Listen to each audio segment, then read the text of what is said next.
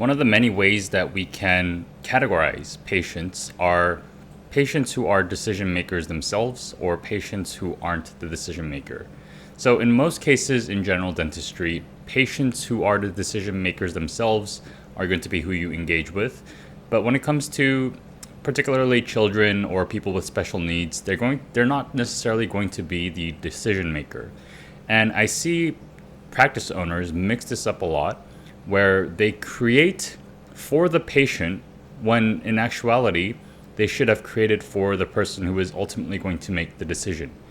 So we see this in practices who design their offices in a way for the children, and it causes a mismatch in beliefs and goals with the actual decision maker they want to attract more of.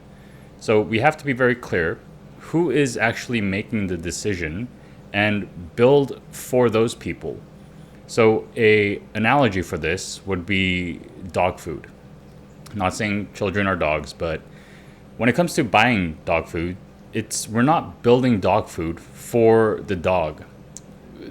It's for the person who purchases the dog food, right? The things on the labels, the all natural, the no preservatives, all this stuff, the dog doesn't care about, but the decision maker does. And when we decide to, or when we think of how we're going to design the experience, are we designing the experience with only the patient in mind, or are we designing the entire experience for the decision maker? Sometimes they conflict. Sometimes what the decision maker wants is totally different than what the patient wants. Which is more important? These are things that we have to weigh.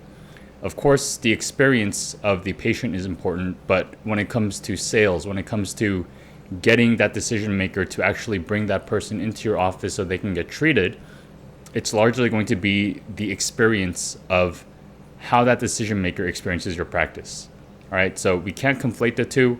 We have to understand that there are patients who are decision makers and there are patients who are not the decision maker. Understand which group your practice serves more and optimize for that. If you try to balance both, chances are you're not going to do a good job at either. So the path I would recommend is figure out who it is it for, build the experience for that person, and then have, if there is another entity involved, incorporate it into that main thing. Don't build for both.